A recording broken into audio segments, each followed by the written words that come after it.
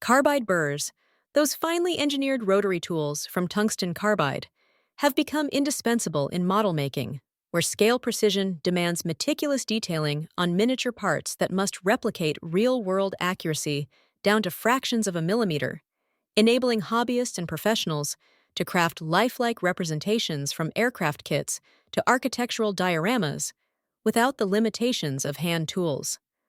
Operating at controlled speeds of 5,000 to 15,000 RPM on compact rotary devices like Dremels, these burrs facilitate techniques for small-scale models by providing vibration-free abrasion that shapes, engraves, and textures materials like plastic, resin, wood, and soft metals, ensuring proportions remain true to scale. Whether 1 to 72 for fighter jets or 1 to 24 for cars, while avoiding over-removal that could distort fragile components. In model making, the burr's fluted design acts as a scalpel for the maker's hand, allowing for intricate work such as hollowing engine nacelles or scoring panel lines, where traditional files might splinter or gouge, compromising the illusion of realism. Precision at this scale hinges on the interplay of burr size, material compatibility, and technique, transforming raw kits into museum-quality replicas that capture not just form, but the subtle nuances of light, shadow, and texture. Techniques for small-scale models emphasize layered, incremental detailing to build complexity without risking structural integrity, starting with gross shaping to establish outlines before refining with finer passes that enhance scale accuracy. For instance, in detailing a 1/48 scale tank turret from styrene plastic, begin with a cylindrical burr, 1/8 inch diameter, double-cut flutes, at 8,000 RPM for initial contouring of the gun barrel, using light, axial strokes, 0.001 to 0.002 inches deep, to round edges and simulate weld seams, pausing every 10 seconds to clear plastic shavings with compressed air and inspect under magnification for proportion fidelity. Transition to a pointed cone burr, 1/16 inch tip, single cut for aggressive yet precise etching, for scoring rivet patterns or hatch details. Angling the tool at 30 degrees to create shallow depressions, 0.0005 inches, that mimic metal fasteners without piercing the thin plastic, 0.02 inch walls, narrating the process as a delicate dance where the burr's taper follows the kit's blueprint lines, building depth gradually to evoke three-dimensionality on a surface no larger than a thumbnail. For organic elements like tree branches in a 1 to 35 diorama, an oval burr, 3/32 inch head, carves bark textures with orbital motions, varying pressure to layer rough and smooth areas for realistic shading, ensuring the model's environmental integration feels immersive.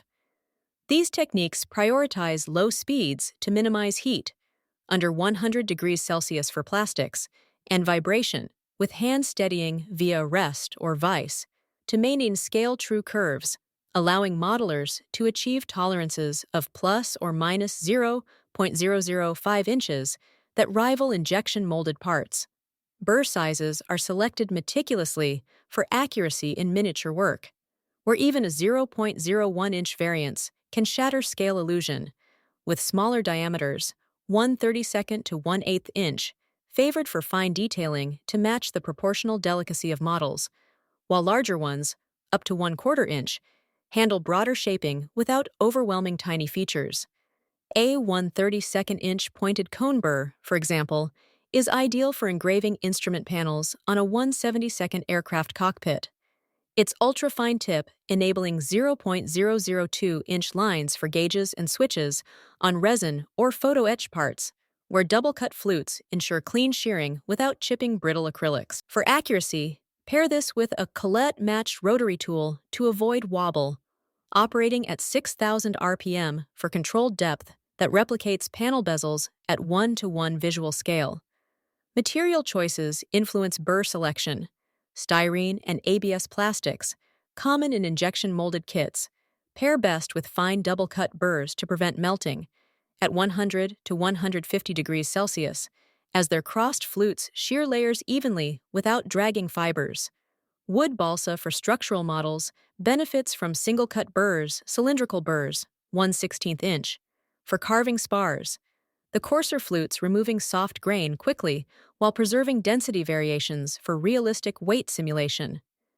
Metals like brass for etched frets require diamond-coated micro-burrs, 1/64 inch, to abrade without embedding, ensuring sharp folds at 1 to 350 ship scales. Narrate the choice for a 1 to 24 car engine.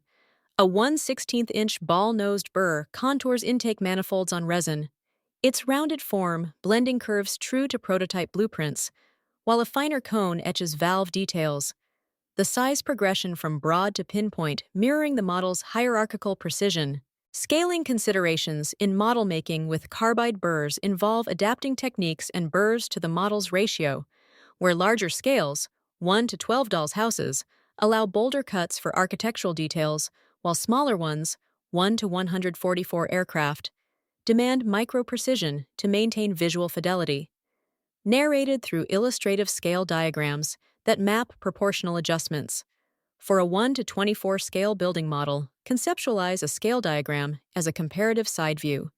The left panel shows a full-size door jamb at 1 to 1, with a 1/4 inch cylindrical burr path, arrowed for broad chamfering, 0.05 inch radius. Scaling rightward to 1 to 24, the jamb shrinks to 1 inch tall.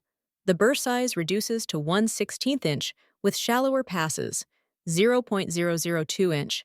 Dashed lines illustrating depth ratios, 1 to 24 proportional, and texture icons depicting coarse fluting for brick simulation versus fine for molding.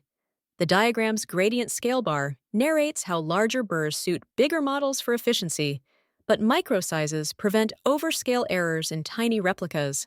In aircraft modeling, a 1 to 72 wing section diagram contrasts at 1 to 72, a 1/32 inch flame burr traces rivet lines with pinpoint arcs, 0.0005 inch depth.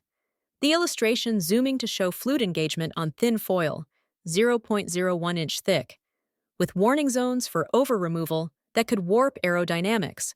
Scaling to 1 to 48 enlarges features, allowing a 1/8 inch burr for bolder paneling, the narrative flowing from micro-etching's delicacy to mid-scale's robustness, ensuring details like landing gear struts retain proportional realism.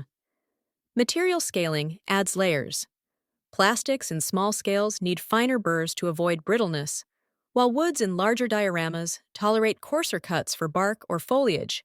The diagram's overlaid material swatches, styrene versus balsa, highlighting adaptation for scale-true textures. In the meticulous world of model making, carbide burrs deliver scale precision through techniques that layer detail on miniature parts, with burr sizes from 1/32 inch cones for etching to 1/8 inch cylinders for shaping, ensuring accuracy across materials like plastics and woods. Narrated scaling considerations, illustrated via conceptual diagrams that compare proportional paths and depths, guide modelers in maintaining fidelity from 1 to 144 miniatures to 1 to 12 structures, transforming kits into captivating replicas where every rivet and curve tells a story of engineered artistry.